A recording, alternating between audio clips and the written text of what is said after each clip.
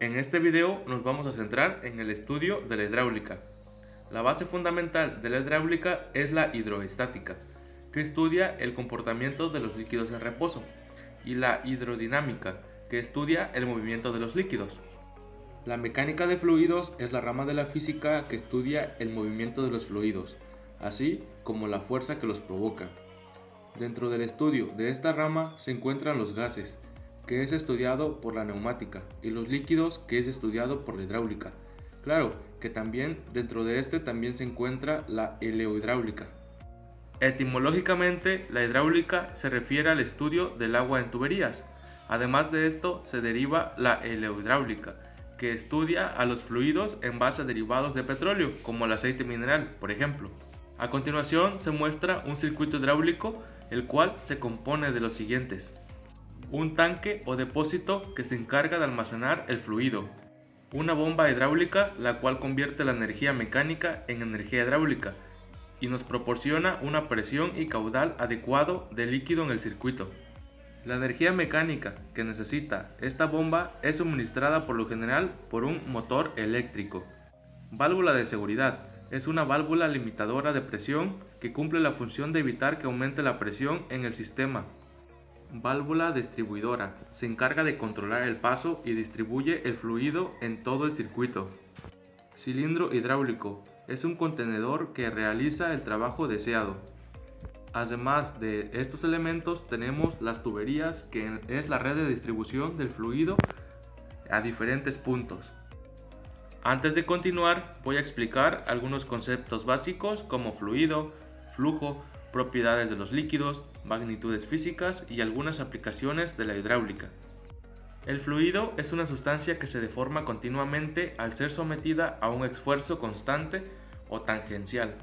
No importa cuál pequeño sea, todos los fluidos están compuestos de moléculas que se encuentran en movimiento constante. Como ya se había mencionado, este fluido puede ser gas o líquido, pero en la hidráulica solo se estudia a los líquidos. Un líquido tiene un volumen definido y adopta la forma del recipiente que lo contiene en un circuito hidráulico.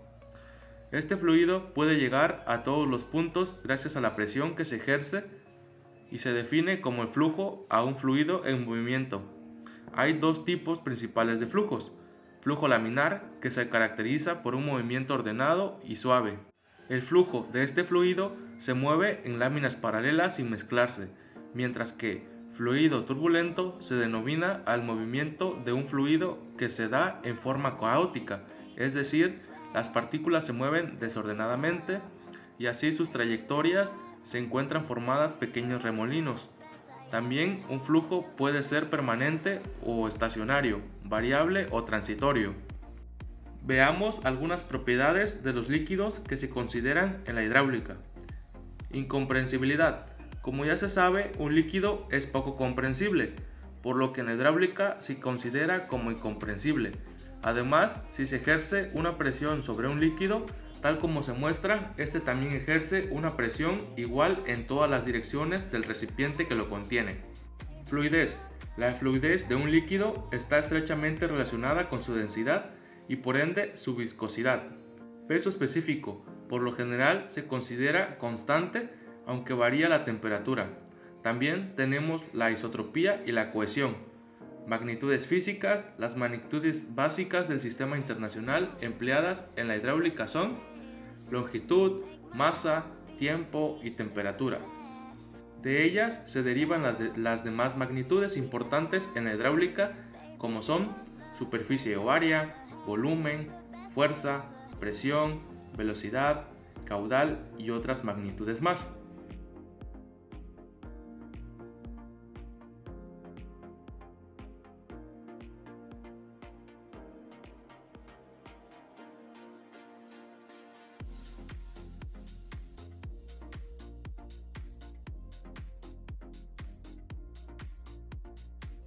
Veamos cómo se aplican algunas de ellas en el circuito hidráulico.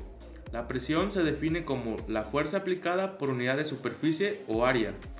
Las unidades de la presión, según el sistema internacional, es el pascal, que es igual a newton entre metro cuadrado. En el circuito que se muestra, veamos cómo se transmite la fuerza y con qué intensidad. Si asumimos que el punto 1 se ubica en el émbolo del cilindro pequeño, que para este ejemplo vendría a ser un bombín. El punto 2 se ubica en el émbolo del cilindro grande, que es el que trabaja. Entonces la presión en el punto 1 se define como la fuerza aplicada sobre el émbolo del bombín, por la unidad de superficie del émbolo en contacto con el fluido, y la presión en el punto 2 es la fuerza resultante que empuja el émbolo de trabajo hacia arriba. Y por unidad de área en contacto con el fluido, estas dos presiones deben ser iguales, si es que se considera que el fluido es un líquido perfecto, y de allí se obtiene la relación de fuerzas y áreas tal como se muestra. Esta relación obtenida obedece el principio de Pascal y funciona rápidamente al bajar la palanca del émbolo del bombín y se desplaza hacia abajo, y así envía el fluido del cilindro de trabajo.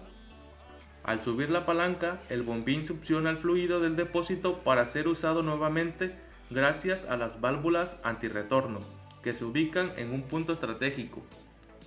Así podemos realizar este trabajo cuando bajamos la palanca.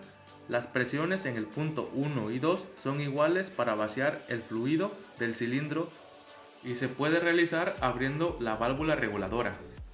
En un circuito hidráulico también es posible evaluar el caudal en determinados puntos. Si la energía que posee el fluido permanece constante a lo largo de un recorrido, entonces podríamos decir que se cumple el principio de Bernoulli.